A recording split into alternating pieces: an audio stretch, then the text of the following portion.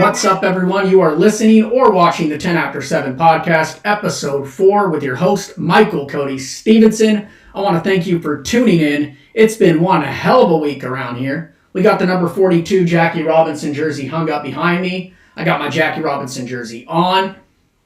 Every April 15th, such an important day in American history, and we continue to celebrate Jackie Robinson, who on that day, 73 years ago, broke the color barrier in Major League Baseball. Hell of an athlete, an even more courageous man, and it's one of my favorite days to visit the stadium. And it's unfortunate we don't have baseball right now, but I'll tell you why at the end of this podcast, why Major League Baseball hit it out of the park. Them having everyone wear that 42 on the back of their uniform on April 15th, starting in 2009 and going forward, was probably the best way you can honor anyone. And they did it right. No sport has ever done anything better, in my opinion. We're also feeling good. You know why?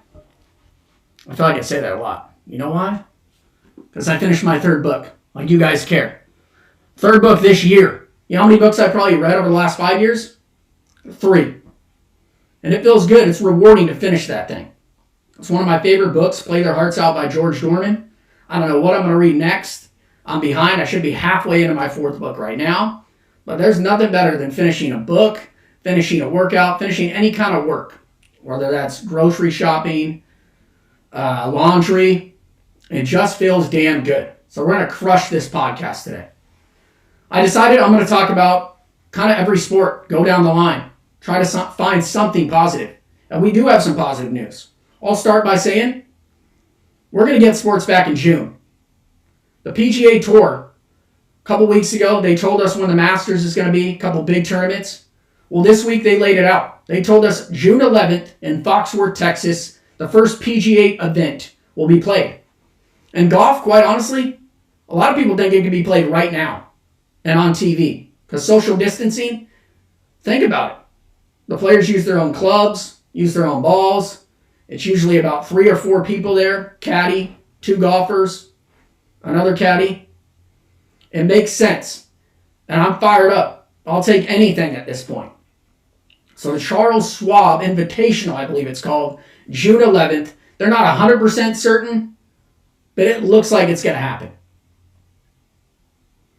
College football, next up. This is a little bit more complicated. The NCAA, we know the greedy bastards that they are.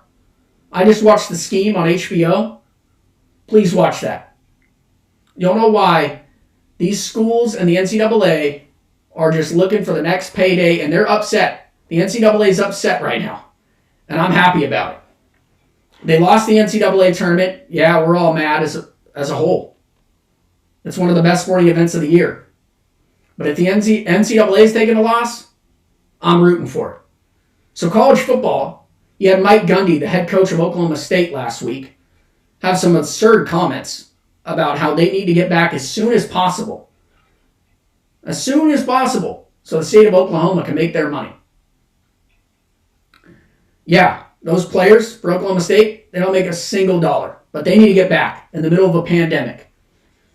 Mike Gundy, check yourself. NCAA, if you're pushing for college football to happen in the fall, good luck. Because try pushing these kids to come back on campus when you're trying to practice in July? They start kicking into gear. End of August, the season starts. Try pushing those kids to go to practice not making any money whatsoever while your campuses are closed. Try convincing them it's important for them to get back while online classes are happening and most conferences have suspended classes indefinitely. But there's a positive. There's talk about college football happening in the spring. How long have we been hoping for a spring football league? The XFL, unfortunately, filed for bankruptcy last week. They don't plan on coming back in 2021. The AAF failed miserably. College football in the spring will be the dream that we have been waiting for. Can you imagine Alabama, LSU in April. Well, you got baseball and NBA happening. You got the NCAA tournament next year in March. And college football on Saturday? I mean, call me greedy, but college football in spring, count me in. That's a dream come true. I know it's not the greatest circumstances, not good at all. We would love for it to come back in the fall, of course. And the NCAA is going to push for that to happen. But you know what, NCAA? Screw yourself. These kids don't get paid anything, and you just sit back, and you're losing money, and I'm happy about it. And if they try to get these kids to come on campus, I think it's going to be a joke. It's an absolute joke if they try to push these athletes to play their fall sports while all the rest of the students on those universities are taking online classes. NCAA, fuck yourself. That was a little inappropriate. What do we have in the NFL? This one, Christian McCaffrey got paid, ladies and gentlemen. Running back of the Carolina Panthers. $64 million through the year of 2025, $16.5 million annually. And it sparked a debate. The debate that we've been having for the last, 5 years now? Do running backs deserve to get paid? Should you pay a running back? The longevity isn't there anymore. And look at the last two that got paid. David Johnson and Todd Gurley. How are they doing right now? David Johnson traded 2 weeks ago. Todd Gurley cut 2 weeks ago. After big paydays, a year after their big paydays, they were let go. I don't have a problem with paying a running back. If you have no one else to pay, then pay your guy. And Christian McCaffrey is the Carolina Panthers guy. The direction of that team right now, people say it's a full rebuild. I wouldn't go that far. They signed Teddy Bridgewater, who's capable of winning football games. Filled in for Drew Brees last year when he got hurt, won 5 games. And he's the most versatile back in football right now. He played the Rams, and I don't watch every Carolina Panther game, but when he played the Rams, he was absolutely the best player on the field. And if that's the guy getting paid, I'm not going to argue against it. And a lot of these teams will pay their running backs. I was the one guy that's probably still, to this day, said Saquon Barkley should get drafted by the Giants, 2 overall. Yeah, they could have went after a quarterback, Sam Darnold, that year. It's not a loss yet. Running backs deserve to get paid when they get paid. What does that mean? If you're a team that doesn't have a quarterback or doesn't have to pay your quarterback yet, Ezekiel Elliott got paid a couple years ago. But now the Dallas Cowboys are in a situation where they have to either pay Dak Prescott or let him walk. But they paid Elliott at that time because they didn't have to pay their QB. Money's got to go somewhere. And Christian McCaffrey deserves probably every single dollar. And I'm never going to argue against someone getting paid because these billionaire owners, those are the greediest guys right there. Side by side with the NCAA. Good for Christian McCaffrey. Who's going to be the next guy up? Take your pick. Derrick Henry got franchise tagged by the Titans, so they thought otherwise about paying him. Alvin Kamara, 3rd round pick from the Saints. His payday might be coming up. Dalvin Cook has injury in his past.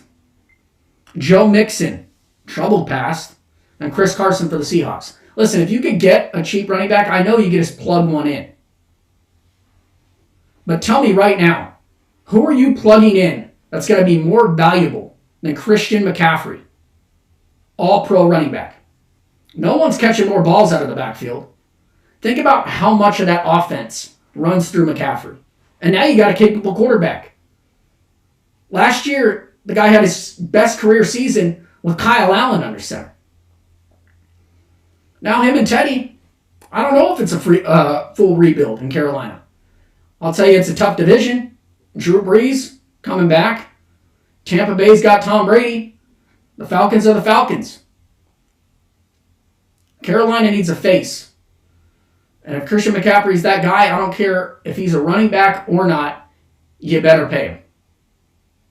I'm still on the running back train. It's still my favorite position. Creating a player in Madden, always a running back. Creating a player in NCAA, always a running back. You know why? Because you got the ball. Anyways, what's our next sport? Major League Baseball. I hit a low point yesterday. I watched Gavin Lux, Dodgers second baseman, play Fernando Tatis Jr. in MLB The Show on Twitch. That's what I did. That was before I watched Miracle. After I watched a Dodger game from 2009 when Kershaw was on the mound pitching on Jackie Robinson Day. So MLB, we don't really know what's going on there. We heard about their absurd plan. I talked about it last week about possibly putting all 30 teams in Arizona. Not much else news on that. Ken Rosenthal, about 2 hours ago, wrote an article on The Athletic about the MLB, another obstacle they would have to face if they decide to put 30 MLB teams in Arizona, is having these players take pay cuts.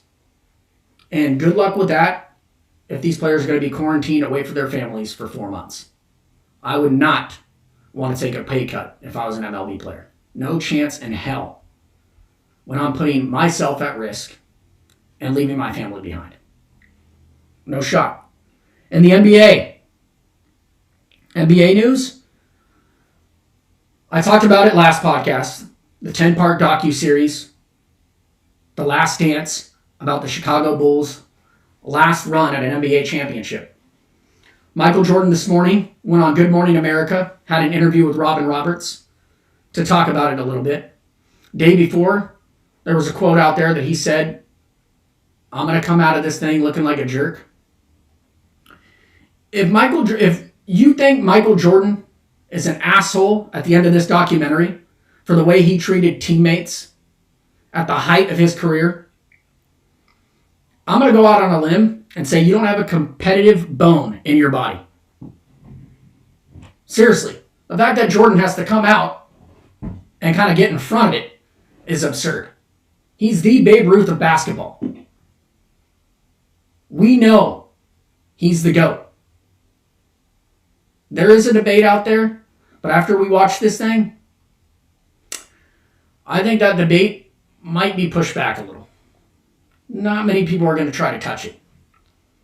So if you're one of those people that are going to think Michael Jordan's an asshole, take a walk. Take a walk. I think we covered all 4 sports right there. Some positive. I think we tried to spin it positive. I wanted Christian McCaffrey to get paid. I do want college football to be in the spring, so the NCAA gets a big FU, and we get another phenomenal, our favorite sport in the spring. PGA, giving us a tournament. And here we go. Okay. We got the memes going around. We got pick your 3, pick your quarantine team that you want to live with. I got tagged on Facebook to name my top 5 favorite baseball players. Top 5 challenge. Josh Ferreira tagged me, thank you. And I actually had to think about it. These are very tough for me. Because I grew up playing Little League Baseball. I loved watching the game, first of all. Loved watching it on TV. I know there's some people, my brother who played it growing up, didn't really like to watch it. Now he does. But he didn't like to watch it growing up. There was a lot of video games, Ken Griffey Jr. Baseball. You might have played with the Mariners, and one of those players were your favorite team. I know a lot of us know who Jay Buhner is because we played that video game. There was backyard baseball. I remember changing my number strictly from number 3 to 33 because Larry Walker said he just doubled his number when he started from 3 to 33. So I was like, yeah, that sounds cool. I'm going to do it. So there was a lot of different players who were my favorite players. So I had to sit down and think about my top 5 favorite baseball players. Top of that list, number 1, Clayton Kershaw. Absolutely, hands down, will always be my favorite baseball player. And I put, simply, I've never had more enjoyment in watching a career from the very start. Kershaw was that guy for me. When I was so locked into baseball, I remember where I was when he got called up in 2008. I was in a cabin in Big Bear with two of my buddies, and it was big news when Clayton Kershaw got called up. First career strikeout, Skip Schumacher, who was later his teammate. Fun fact. Number 2 on my list, Babe Ruth. It was the first player my dad ever told me about. I knew he wore number 3, and so in T-ball, that was my first number. For the first 5 years, probably 5-6 years of my baseball career, short-lived, I wore number 3 because of Babe Ruth. Number 3, this is a big one. When you think about your favorite baseball players, it's so important, especially for people who grew up in the steroid era, because you're kind of conflicted. Dang, I really rooted for that guy because he hit 60-something home runs, and he was doing it all with performance-enhancing drugs. But at the end of the day, who knows if you would even like baseball? My friend Kyle slowly brought this up to me one time. I didn't even think about it. Who knows if you would actually love the game if it weren't for these guys, even if they were inflated. I'm convinced I would love baseball regardless of the era I grew up in. But number 3 on my list was Sammy Sosa. He just had a flair to him. When he hit home runs, he did his little hop. He did his peace sign every time he hit a home run. I don't know how to do it. That was a botch. I tried. Number 4, Tony Gwynn. Had the privilege of taking a picture with him when my brother had a passing league up at San Diego State. He was the coach, and I'll forever cherish that picture. There's a YouTube video with him and Ted Williams talking about hitting. 20 minutes of it. Watch it. And you'll realize how good and how into hitting Tony Gwynn was. He might be the best hitter to ever live. Straight up. And number 5 on my list, I'm still kind of upset that I had to make this list because I left Ken Griffey Jr. off and I said that was my brother's guy. My brother was hit from the left side, threw from the left side. Griffey was his guy. I was the Sosa guy. But number 5 on my list was Manny Ramirez. If you know me as a Dodger fan, yes, I know absolutely that Manny Ramirez was taking performance-enhancing drugs. But that short stint he had with the Dodgers, I've never been more mesmerized about a baseball player. He was so good. I felt like every time up to bat, the ball was either leaving the yard or it was in the gap for a double. Every time he came up, I was never more confident in rooting for a player than when Manny Ramirez came to the plate. To this day, haven't seen a baseball player, Mike Trout. I'll say that, Mike Trout. But Manny Ramirez, 08-09, get out of here. I think he hit 380 in the second half of the 08 season to bring the Dodgers all the way to the NLCS. So good. And his swing, I can watch replays over and over of him in the Dodger uniform hitting home runs. I was at the game when he came in to pinch hit, when he had a hurt wrist that night. First pitch, gone, grand slam. One of the loudest experiences I've ever had at Dodger Stadium. So there's my top 5. Thank you, Josh, for tagging me. I wanted to get that out of the way. I had to think about it. And had to probably think pretty hard about it. Lastly, Jackie Robinson. A couple fun facts that you probably need to know. Major League Baseball decided to retire his jersey altogether in 1997. In 2009 is when they made it Jackie Robinson Day, and on April 15th, every single player in Major League Baseball would wear number 42 on their back. I mentioned at the beginning why that's so important. It's so important because if you're watching on TV that day, if you're at the stadium, the question will always be raised. Always. It doesn't matter if you're there to watch the game, if you're passing by a TV at a bar and a game's on, the first thing you will notice and ask the question is, why is everyone wearing number 42? And that right there triggers the conversation to how important Jackie Robinson is to American history. I'll be at a baseball game on Jackie Robinson Day. I mentioned I've been to a lot of them. And there's dads passing on the stories to their kids, grandchildren getting passed the story from their grandparents. The question will always be asked, why is everyone wearing 42? The backstory, of course, Pee Wee Reese said, why don't we all wear 42? They won't tell us apart. One of the coolest freaking things ever said. And that's why Major League Baseball crushed it. it's always going to be the topic of discussion. Someone could be watching baseball for the first time on April 15th with everyone wearing the 42 on their back. And the question will be asked, why do they all wear number 42? And it reminded me of a moment. Dan Patrick, my guy, Sports Talk Radio in the morning, he had an idea when Pat Tillman passed away and the NFL was coming up with ways to honor him. And ironically, he wore number 42 as well. And Dan Patrick wanted to tell the NFL, he might have told someone, he definitely mentioned it on the radio, that how cool it would be if the NFL, on every NFL stadium, had a marker for the 42-yard line. Every stadium. It goes 30, 40, 42, 50, 40, 30. The 42-yard line would always be marked. Why? Because every single person that goes into a stadium would ask the question, why is number 42 marked? And then you go into the story of who Pat Tillman was. And that's what baseball gives you every April 15th. The question will be asked, why is everyone wearing number 42? So I got my jersey on, got it at a giveaway in 2018. Cool day. Went to a game by myself. First time I ever went to a game by myself was in 2009. The Dodgers were playing, actually, scratch that. I think it was 2012. First time I ever went to a game by myself. It was a Sunday afternoon. D. Gordon walked it off. Had his socks up high to honor Jackie Robinson.